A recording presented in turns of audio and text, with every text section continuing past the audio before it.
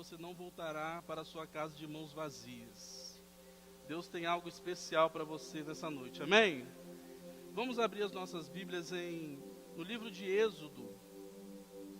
Êxodo, capítulo 3, versículo 1. Diz assim: Moisés pastoreava o rebanho de seu sogro Jetro, que era sacerdote de Midian. Um dia, levou o rebanho para o outro lado do deserto e chegou a Horebe, o monte de Deus. Ali o anjo do Senhor lhe apareceu numa chama de fogo, que saía do meio de uma sarça. Moisés viu que, embora a sarça estivesse em chamas, não era consumida pelo fogo. Que impressionante, pensou. Por que a sarça não se queima? Vou ver de perto. O Senhor viu que ele se aproximava para observar, e então do meio da sarça Deus chamou Moisés. Moisés, eis-me aqui, respondeu ele. Então disse Deus: não se aproxime, tire as sandálias dos teus pés, pois o lugar em que você está é terra santa. Disse ainda: eu sou o Deus do seu pai, o Deus de Abraão, o Deus de Isaque, o Deus de Jacó. Então Moisés cobriu o rosto, pois teve medo de olhar para Deus. Disse Deus: de fato tenho visto a opressão sobre o meu povo no Egito. Tenho escutado o seu clamor por causa dos seus feitores, e sei quanto eles estão sofrendo. Por isso desci para livrá-los das mãos dos egípcios e tirá-los daqui para uma terra boa e vasta, onde mana leite e mel, a terra dos cananeus, dos hititas, dos amorreus, dos fariseus, dos heveus, dos jebuseus. Pois agora o clamor dos israelitas chegou a mim, e tenho visto como os egípcios os oprimem. Vá, pois, agora, eu o envio ao faraó, para tirar do Egito o meu povo, os israelitas. Amém? Pai, esta é a tua palavra, e como ela mesmo diz, ela não volta nunca vazia, ó Deus. Venha falar conosco tremendamente nessa noite, e que nós possamos sair daqui, não da mesma forma que entramos, ó Pai, mas totalmente renovados, transformados, cheios do teu Espírito. É o que eu te peço em nome de Jesus. Amém e amém. O tema da mensagem dessa noite é saindo da escravidão. Meus irmãos, nós vivemos num tempo em que, por mais que as pessoas pensem que vivem um tempo de liberdade, na verdade eles vivem um tempo de escravidão. Nunca o ser humano foi tão direcionado, nunca o ser humano foi tão manipulado como é hoje em dia. A grande mídia, telejornais, programas, novelas e outras situações fazem com que o ser humano tenha a tendência de seguir determinados conceitos.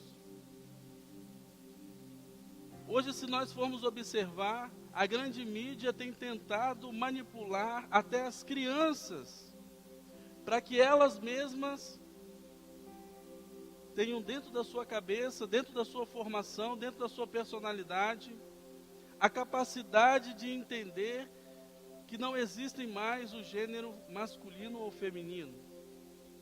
Existe o gênero masculino, feminino e outros.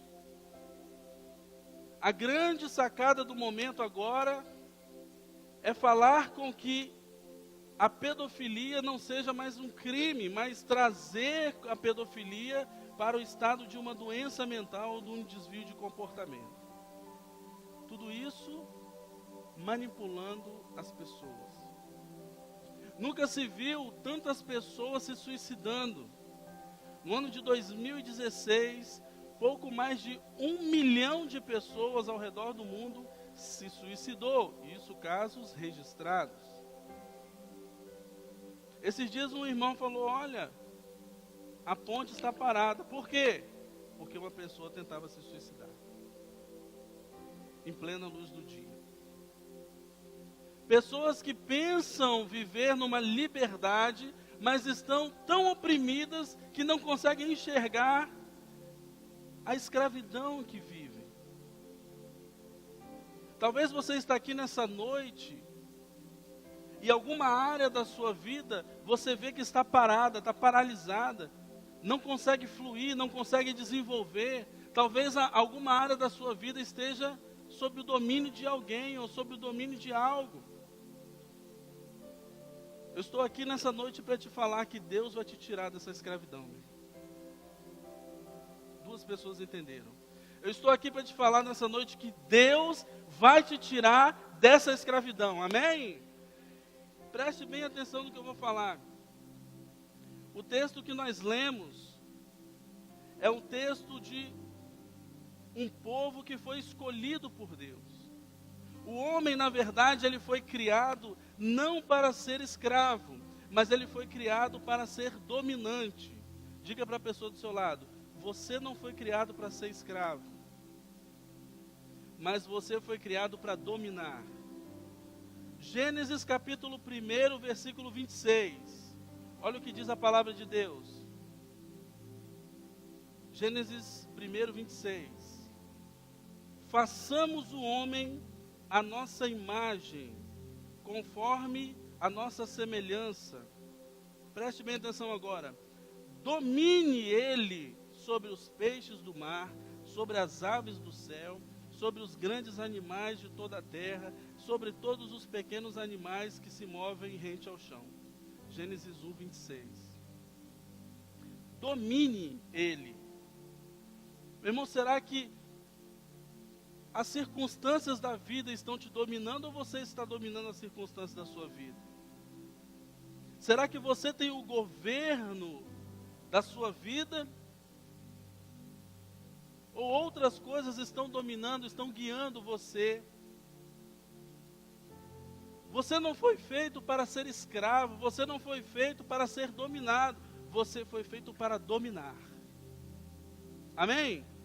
Você foi feito para dominar a sua agenda, você foi feito para dominar a sua carne, você foi feito para dominar e subjugar todas as forças das trevas. Deus te deu algo sobrenatural, meu irmão. Lucas 10:19 diz: eis que vos dei autoridade para pisar em serpentes e escorpiões, e nada vos fará dano algum.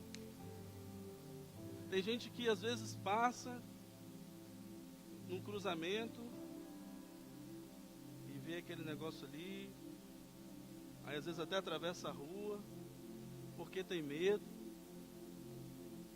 Meu irmão, não é você que tem que ter medo do diabo, é o diabo que tem que ter medo de você. Quando você passa na frente dele, meu irmão, é ele que tem que ter medo de você. Porque dentro de você, fala, dentro de mim, mais forte, dentro de mim está o Todo-Poderoso. Aleluia! Mas tem muitas pessoas hoje que são dominadas.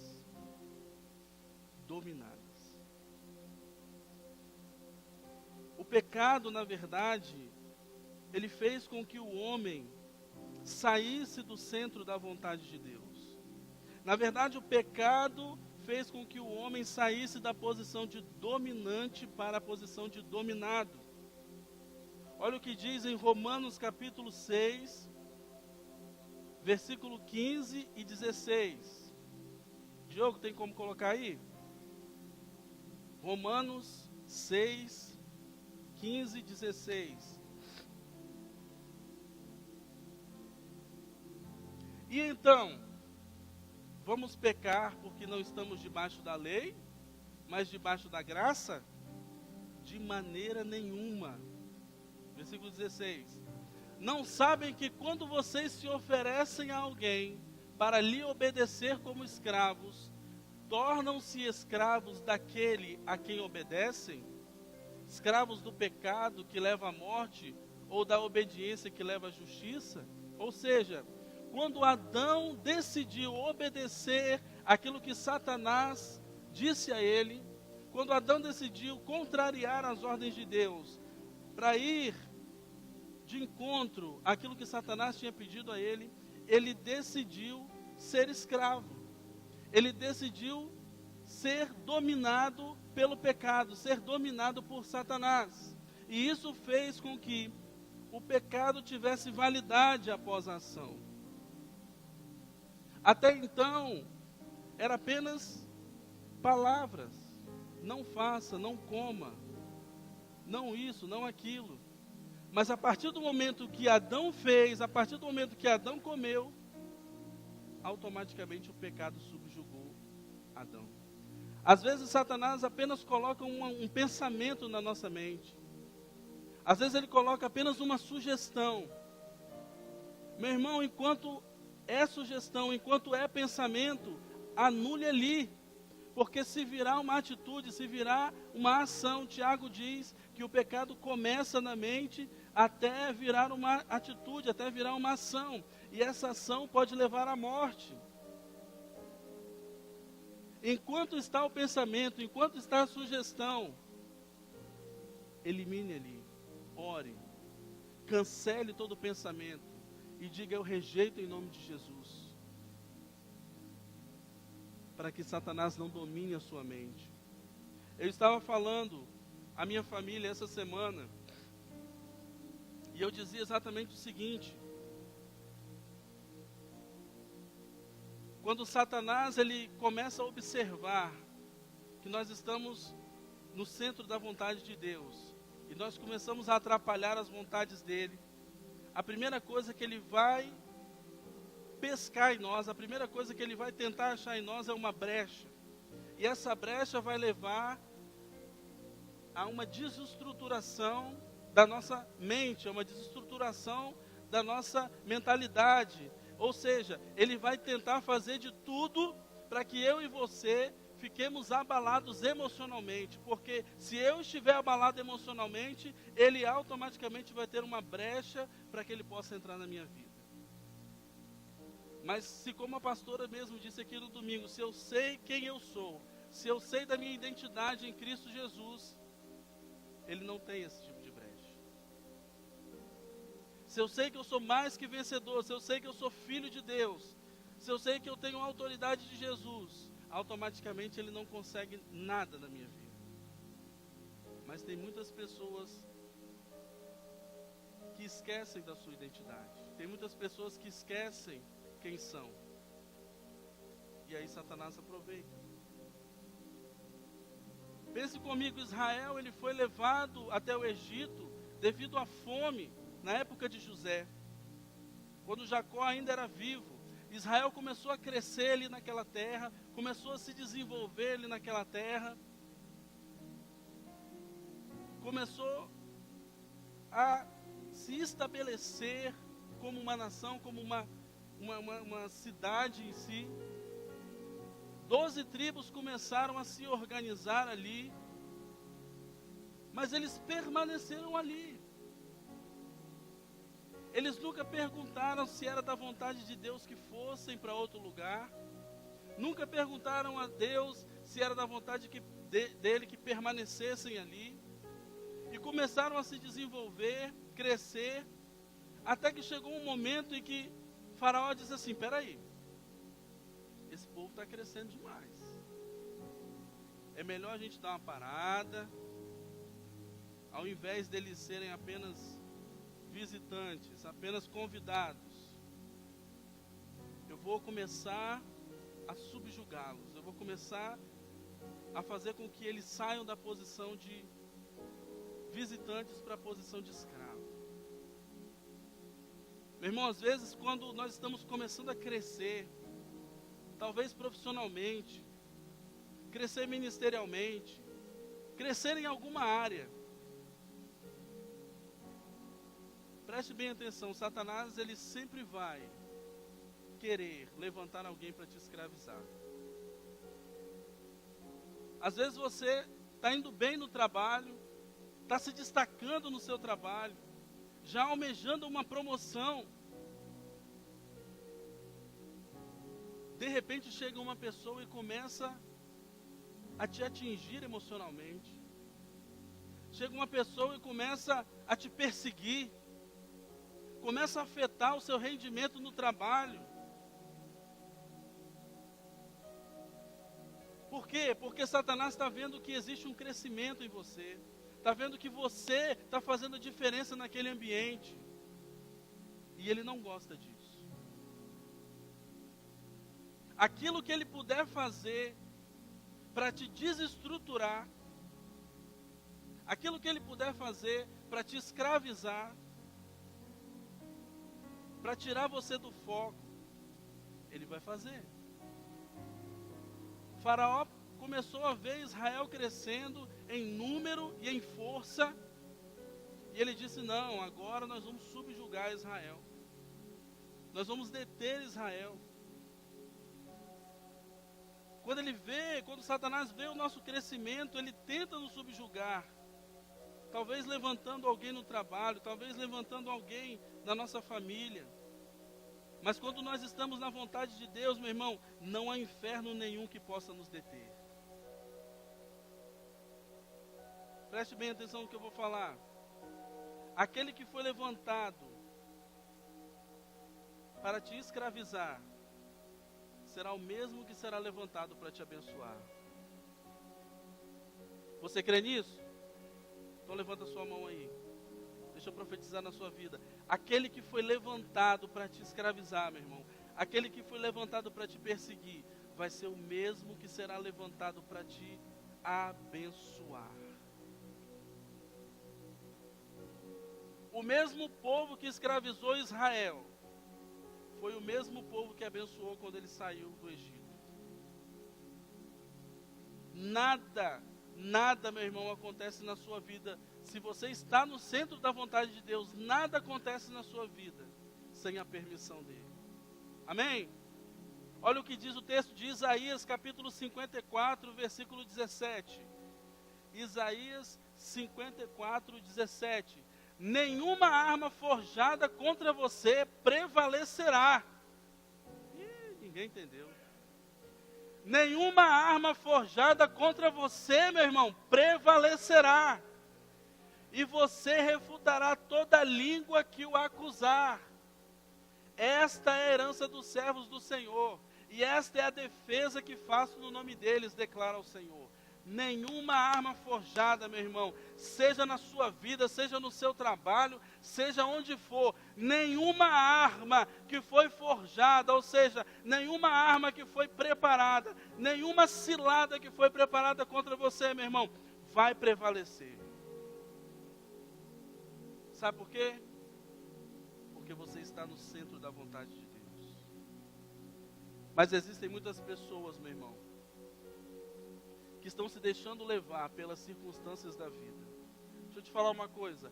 Evangelho nunca foi e nem nunca será um mar de rosas. O viver cristão, o ser cristão, nunca vai te isentar dos problemas da vida. Nunca. Mas eu te digo o seguinte: o viver em Cristo vai te dar condições de superar os problemas da vida. Aquele empurrãozinho, aquela força que você não teria sem Jesus, com Ele você tem, meu irmão. Com Ele você tem. Israel, ele se submeteu à escravidão do Egito por mais de 400 anos. Passaram de um povo de Deus para escravos naquele lugar. Às vezes nós estamos tão enganados que nós achamos que o cativeiro é melhor do que o novo. Israel, ele ficou tanto tempo ali no Egito que ele começou a viver a cultura do Egito e ele aceitou a escravidão de forma muito passiva. Às vezes nós aceitamos algo na nossa vida que nos escraviza e às vezes a gente está feliz. E Deus está falando para mim e para você: eu tenho algo novo para você, meu irmão. Eu tenho algo melhor na sua vida. Muda, sai de onde você está. Deus está falando com você nessa noite, meu irmão. Você precisa tomar uma atitude na sua vida. Talvez você está parado, está estagnado em um só lugar. E às vezes você não pensa que você acabou ficando escravo daquele lugar. escravo daquela pessoa, escravo daquele relacionamento, mas Deus está te falando nessa noite, toma uma atitude, toma um posicionamento, você é mais que vencedor, você é filho de Deus, é povo escolhido, é sacerdócio real, você nasceu para ser dominante, não dominado. Às vezes nós estamos em lugares que não nos fazem crescer. Estamos juntos de pessoas que não nos fazem crescer. Temos relacionamentos que não nos fazem crescer. Parece que a gente está parado num lugar. Quando Deus está falando assim, meu irmão, atitude. Ei, você é Israel. Você é meu povo. Não se deixe escravizar. Não se deixe levar. Eu não te fiz para ficar parado, eu te fiz para avançar. Quando Moisés chegou de frente para o mar, ele olhou para o alto, clamou a Deus, Deus falou assim, para que você está clamando aí? Diga ao povo que marche. Deus está falando para você essa noite, meu irmão. Diga meu povo que marche. Diga meu povo que avance. Diga meu povo para não ficar parado, para não se deixar subjugar, para não se deixar escravizar. E conhecereis a verdade. E a verdade, quantos aqui conhecem a verdade? Então, meu irmão, se você é escravo de alguma coisa, saia disso. Satanás tem interesse, muito interesse em escravizar a mente das pessoas. Semana passada eu recebi uma notícia do sobrinho da namorada do meu cunhado. Um menino de 11 anos, meu irmão, deu entrada no hospital porque cortou os dois pulsos, tentando se suicidar. Um menino de 11 anos tentou se suicidar.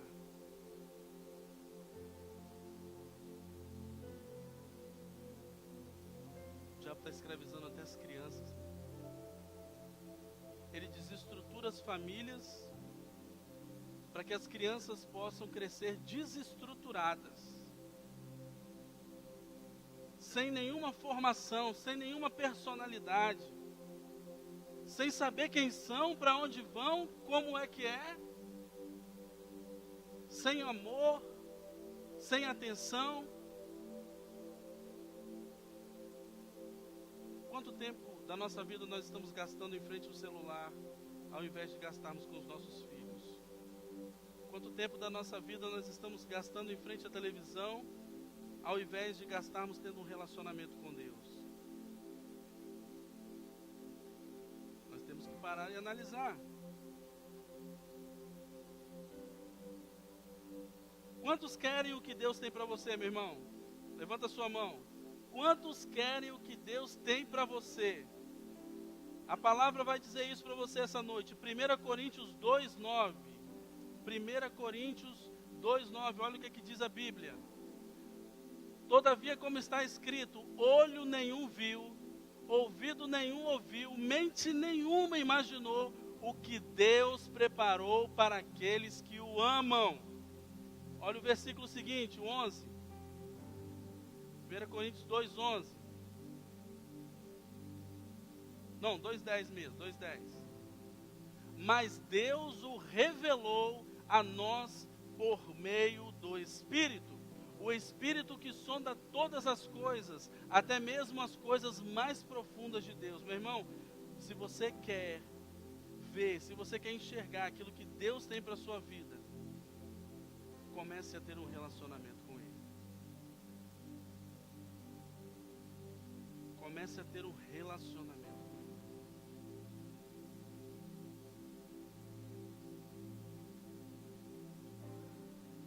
Israel estava ali escravo mais de 400 anos.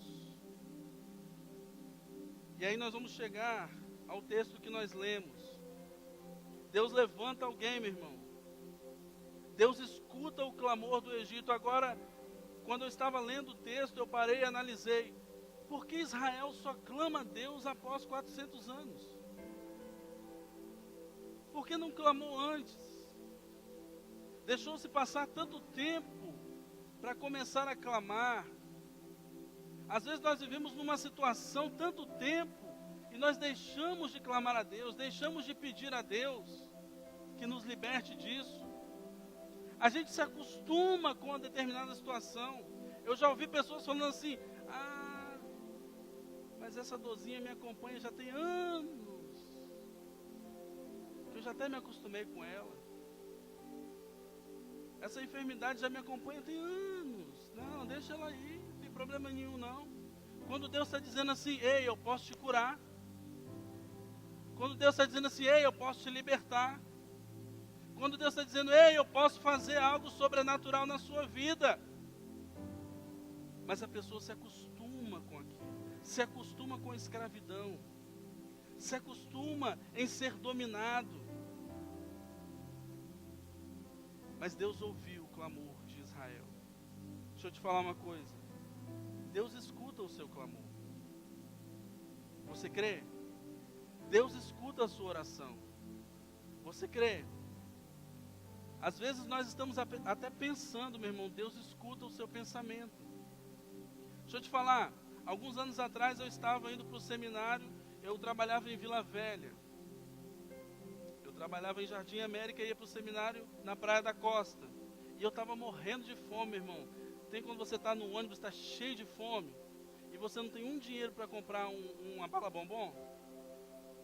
Era meu dia aquele dia. E eu estava lendo o livro do seminário, com fome, e eu já começando a pensar naquele salgadinho lá do seminário, falando: Jesus, aquele salgadinho agora ia me abençoar demais.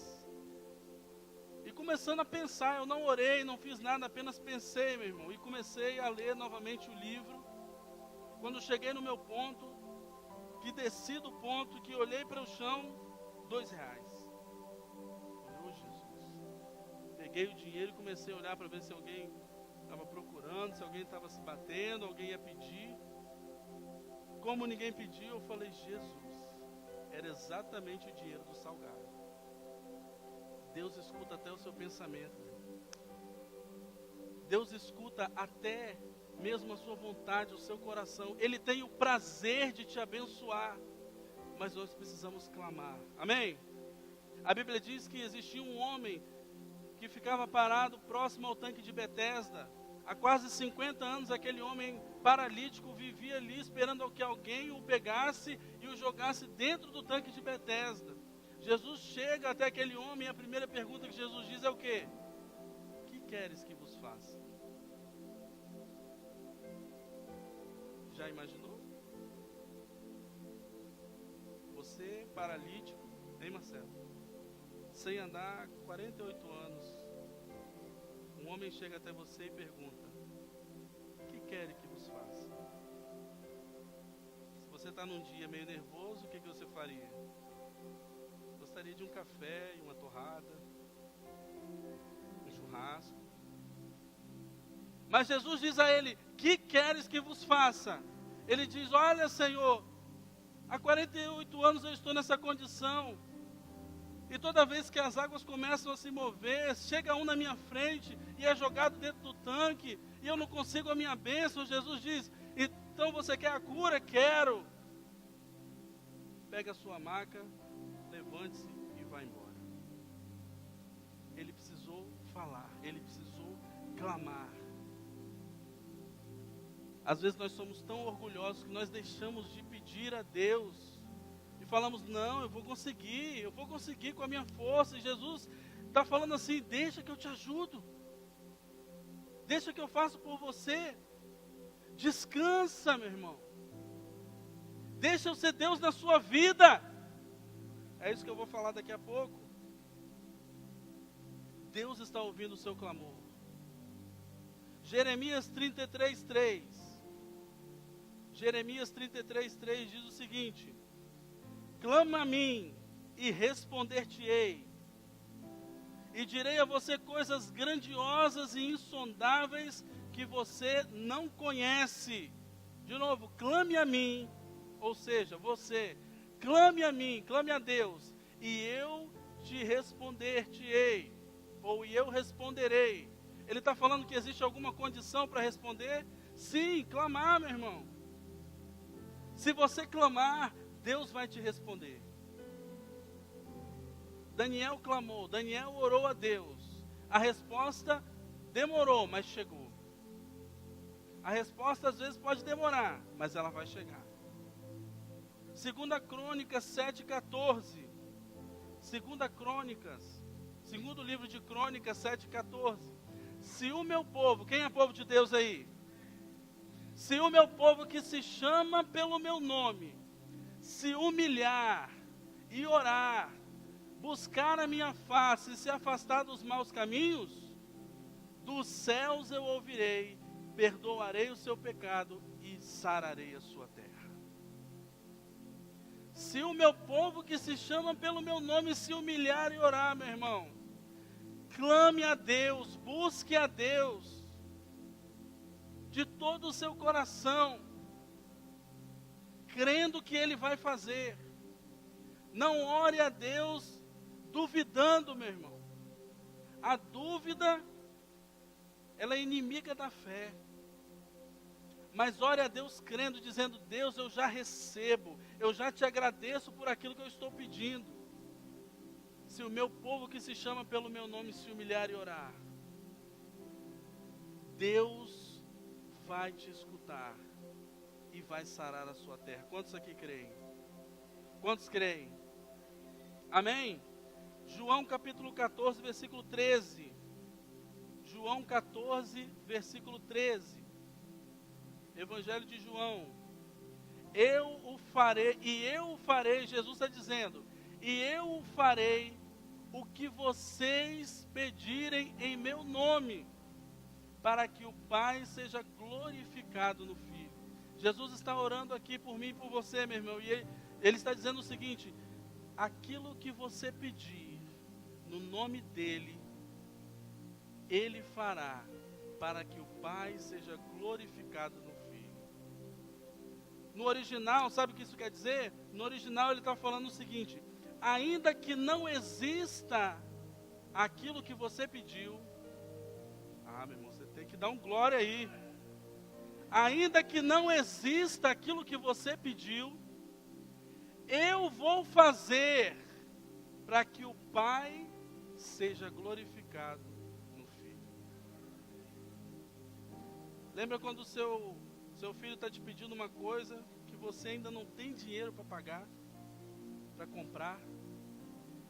Aquilo não existe, meu irmão, ainda no seu pensamento. Mas o que você vai fazer como pai? Vai correr atrás, é ou não é, Marcelo? Lembra quando sua esposa está com desejo? Às vezes a sua esposa quer aquela cocada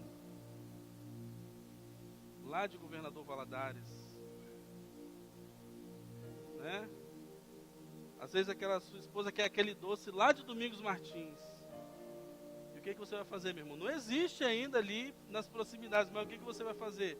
Você vai correr atrás. Só que Deus está dizendo para você: ainda que não exista aquilo que você clamou, ainda que a situação aos teus olhos naturais não tenha solução, eu vou fazer. 3 pessoas entenderam. Ainda que não exista solução, meu irmão, Deus vai fazer o impossível para responder e te abençoar aquilo que você pediu.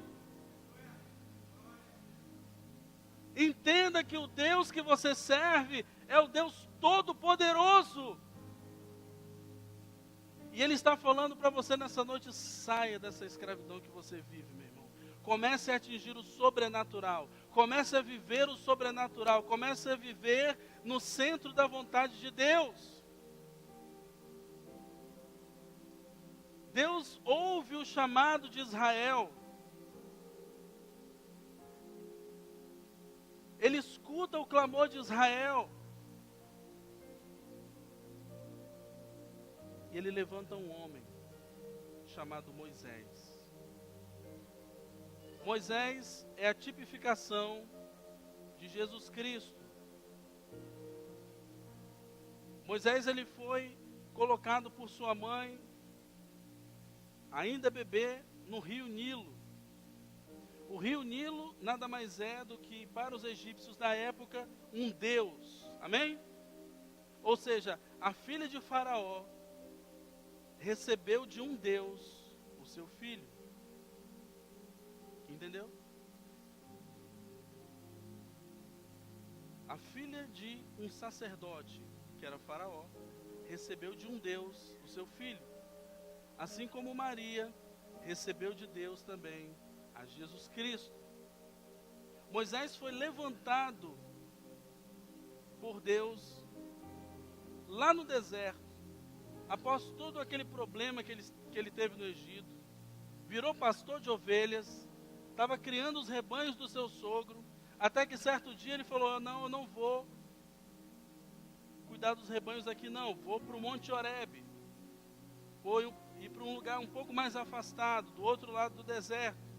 Chegando lá no Monte Horebe, enquanto estava cuidando ali do rebanho, ele viu uma luz de longe e percebeu que era uma sarça pegando fogo. Só que ele não deu muita atenção àquela sarça pegando fogo num primeiro momento e continuou cuidando do rebanho. Só que alguns minutos depois ele olhou para a sarça e ela continuava pegando fogo. Ou seja, ela não se consumia. E ele achou muito estranho e chegou a perceber isso e falou: olha, eu vou lá de perto dar uma olhada. E chegando próximo, Deus fala com ele. Entenda, ele estava de longe, não ouviu a voz de Deus. Quando ele se aproxima de Deus, Deus fala com ele. Meu irmão, não adianta eu querer escutar a voz de Deus se eu não estou próximo dele. Não adianta eu querer que Deus fale comigo se eu não tenho um relacionamento com ele, se eu não me aproximo dele. Quando Moisés chega próximo à sarça, Deus fala com ele. Fala: olha, Moisés, tira a sandália dos teus pés, porque a terra que você está pisando é terra santa. Moisés, ele tinha saído do Egito. Ele estava com roupas novas, que não eram roupas de um príncipe, mas roupas de um pastor. Mas ele ainda guardava o Egito dentro dele, através de uma sandália. A sandália que ele calçava ainda era uma sandália que ele tinha saído do Egito. Sandália com inscrições a um deus pagão. Deus, vendo aquilo, falou: Moisés, você saiu do Egito, mas o Egito não saiu de você. Tira essa sandália e começa uma vida nova. Às vezes nós estamos indo na igreja, nós nos firmamos no Evangelho, mas tem coisas ainda que nos prendem ao Egito. Às vezes é uma sandália de algum tipo de vício, às vezes é uma sandália de algum tipo de comportamento que nós tínhamos no mundo, mas que quando nós nos convertemos, nós não eliminamos da nossa vida. Deus está falando com você nessa noite, meu irmão. Se você quer ser liberto essa noite, tira as sandálias que ainda te prendem aonde você vivia. Tira tudo que prende aquilo que você era, porque você é uma nova criatura. As coisas velhas já se passaram, eis que tudo se fez novo na sua vida. 2 Coríntios 5,17. E assim, quando ele tira as sandálias, Deus se revela a ele e fala: olha, eu ouvi o clamor do meu povo. Eu ouvi o clamor de Israel lá no Egito. E eu estou te levantando. Você vai sair daqui, vai voltar para o Egito, porque você vai tirar o meu povo de lá. Deus levanta um Salvador. Deus levanta um libertador.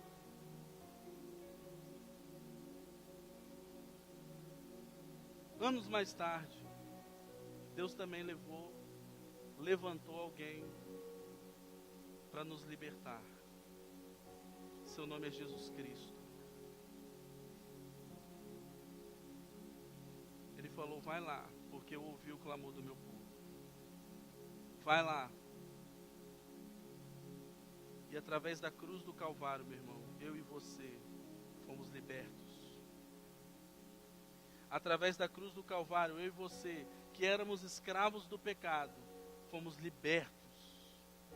Olha o que diz Colossenses capítulo 2, versículo 13. Colossenses 2, 13.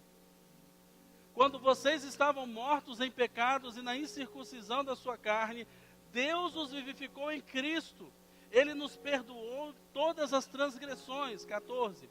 E cancelou a escrita de dívida que consistia em ordenanças e que nos era contrária. Ele a removeu, pregando-a na cruz.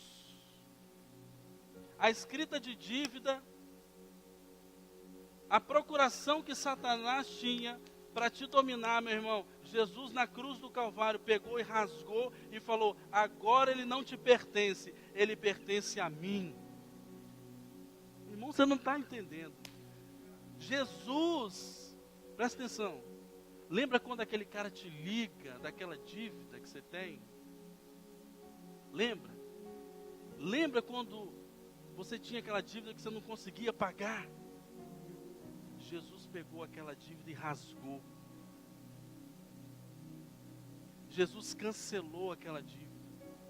A dívida que te deixava escravo de Satanás. A dívida que consistia em Satanás te subjugar.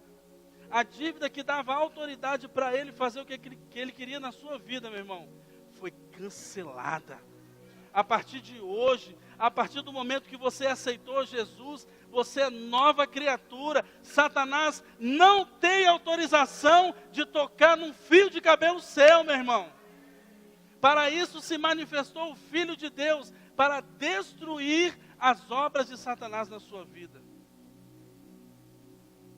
Lembra aquelas mulheres que conseguem uma medida restritiva, porque são agredidas pelos seus companheiros, e o cara tem que ficar não sei quantos metros de distância, não sei quantos quilômetros de distância?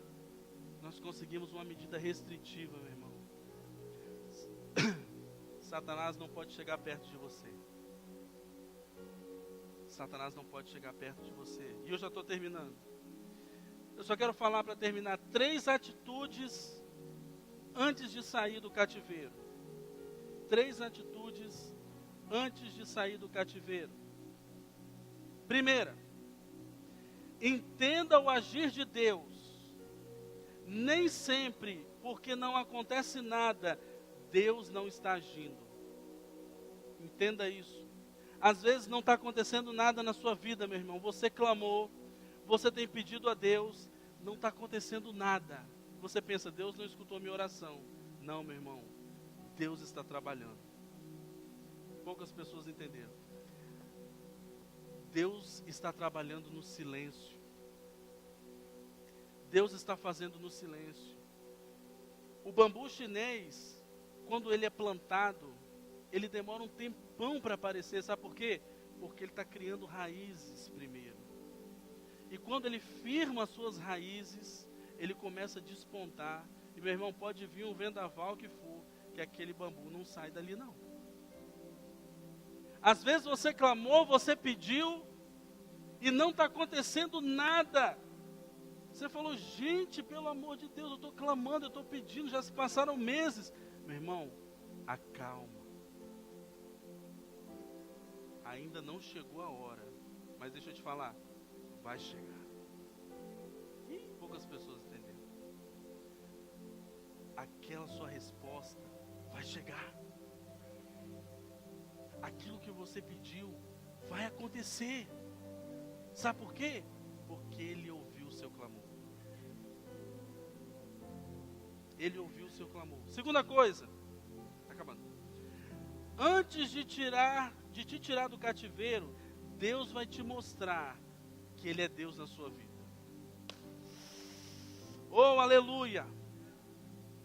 Na 10ª praga, antes de acontecer a 10ª praga, Deus chama Moisés e Arão e fala o seguinte: reúne todo mundo, manda todo mundo matar um cabrito, pega o sangue desse cabrito e coloca nos umbrais das portas.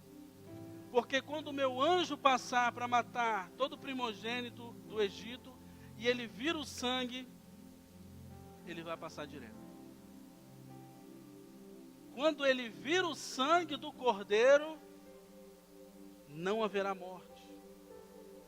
Meu irmão, quando Deus olha para mim, para você, sabe o que Ele vê?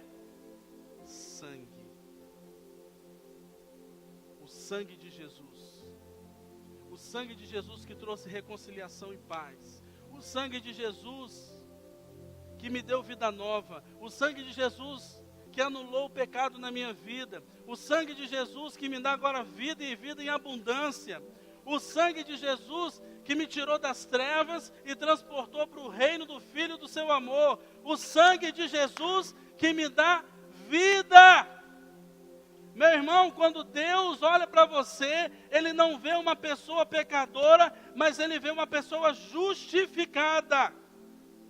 Uma pessoa toda banhada em sangue, sangue do Filho dele. Então quando Ele olha para mim e para você, Ele não vai apontar o meu pecado, ou o seu pecado, mas Ele vai falar o seguinte: esse é meu filho, essa é minha filha, ninguém toca nele, ninguém vai fazer nada com ele. Satanás não tem autorização para mexer na família dele, Satanás não tem autorização para mexer na casa dele, porque ele é banhado pelo sangue do meu filho. Se você entendeu, meu irmão, dá um aplauso, dá um glória, glorifica a Deus, porque Ele é fiel. Aleluia! E 3 para terminar. Você não sairá do cativeiro da mesma forma que você entrou nele. Entenda isso. Você não vai sair desse cativeiro da mesma forma que você entrou. Pode se colocar de pé. Queria chamar o louvor aqui.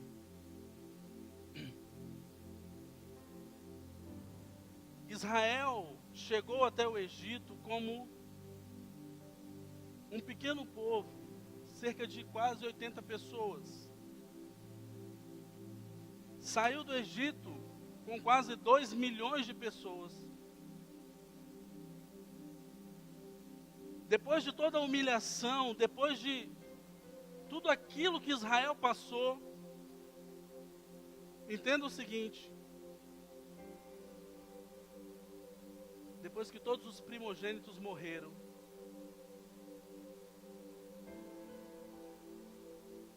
Faraó diz: olha, pega o teu povo e vai embora. Quando eles estavam saindo, o povo do Egito ia dando presentes a Israel: ouro, joias, animais, propriedades.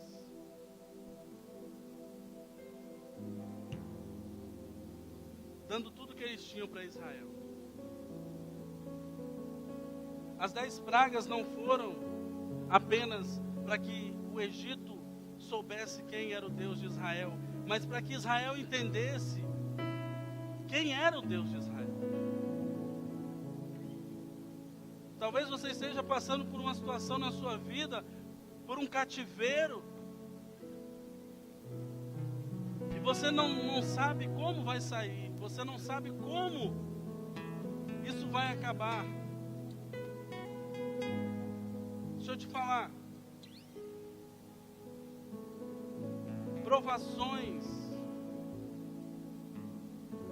são na nossa vida agentes de crescimento. Você nunca sai de uma provação. Você nunca vai sair de uma situação ruim na sua vida pior. Sabe por quê? Porque Deus é contigo. Uma pessoa que teve uma enfermidade grave, quando ela é curada, se a enfermidade voltar novamente, meu irmão, ela não vai ser a mesma da primeira vez. Ela vai ficar mais forte.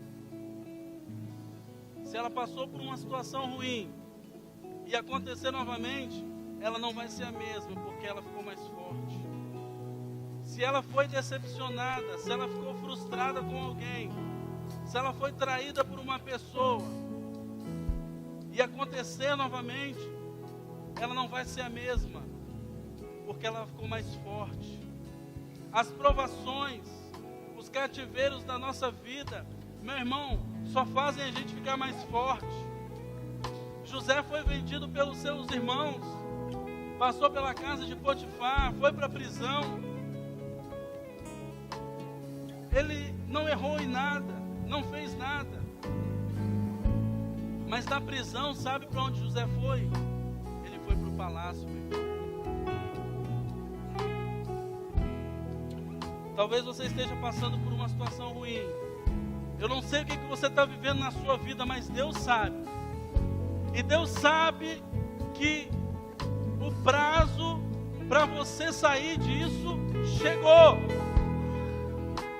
Ei!